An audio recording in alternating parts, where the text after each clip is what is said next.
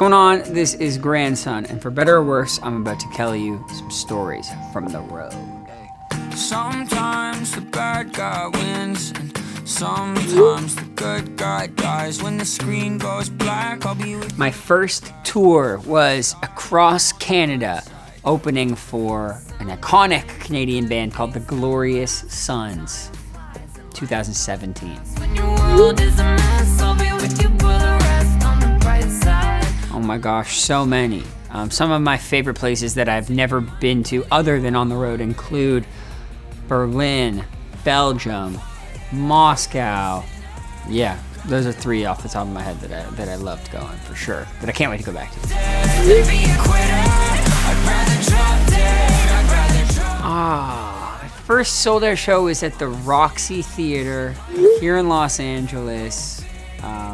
And it was a big show. I had just been dropped by a label recently. I had just put out my song Bloodwater, and there were a couple labels that were trying to sign me. And they were all like, yeah, his music's cool, he seems like a good guy, but what's the live show like? What's his show like?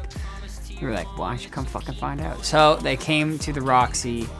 We threw this big concert, and I don't think I ever told anybody this, but we were just giving tickets away at the end. It was like, if anyone here promises to get drunk and join the mosh pit and make this look like the coolest concert ever, I'll give you a ticket. And so I had random kids hitting me up like, hey, I don't know if I can afford the $7 ticket, but I would love to come and whatever. So yeah, sold it out technically, and we threw down, man, and I got a record deal.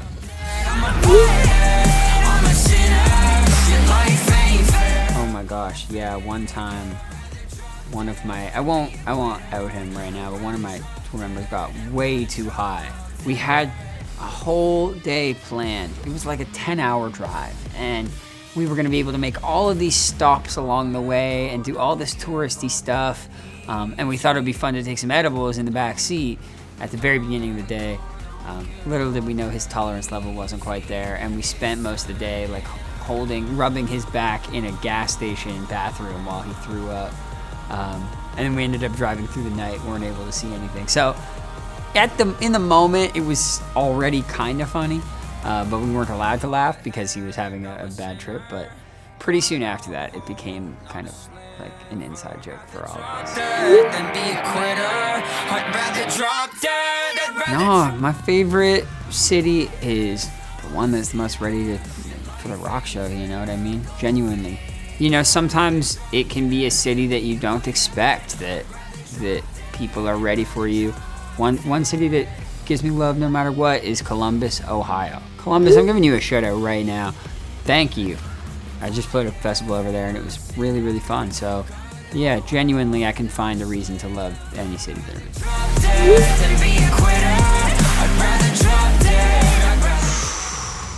You know what? I'm not gonna lie, being an opener is kind of tight. Like, for a Grandson show, it's so high energy. Doing like a 40-minute set is just a sprint. When we do like the 80-minute set, there's a lull in the middle where we bring it back down. That's nice too, but there's something really nice about just hitting them with a blitz and then just being out of there. So I do love being an opener, but obviously when you're a headliner, you got a lot more stuff to play with, so both are cool. I do love music festivals. I love everything about them, especially after all this time off. Even the things that used to bother me about festivals, I'm not even mad at. I don't even miss like when my phone has no service and I'm stuck in a traffic jam on my way out. I'm grateful for all of music festivals right now. The catering, seeing seeing which of my friends are playing shows that day, getting the best seat in the house, seeing our other friends like when you're side stage, playing your show, seeing kids crowd surfing, moshing and shit. That's nothing like it.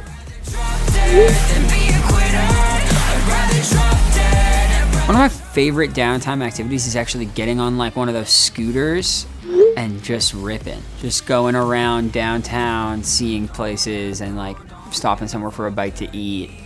I'm not gonna lie, when those things first started popping up everywhere, I was like, who littered their scooters everywhere? And now, when I see one outside the venue as I'm loading in, I'm like, I'm gonna take you for a ride, my friend.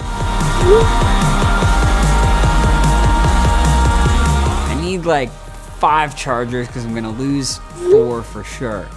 A bathing suit. You just never know. You never know. You never regret having packed a bathing suit. I'm at the point now where if you forget flip-flops, you don't think you need to pack flip-flops because why are you going to need them? You're not going to play a show in them. But it is such a luxury item to break out the flip-flops and just be chilling in your hotel room on a day off. That's all big stuff. Yeah, chargers. I lose my shit all.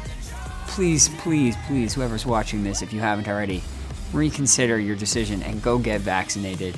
It's so important. If you love live music as much as we do, everybody here, then the only way that we can keep the show alive is by staying safe, stay masked up, stay vaccinated, and trying to party. So don't fuck this up.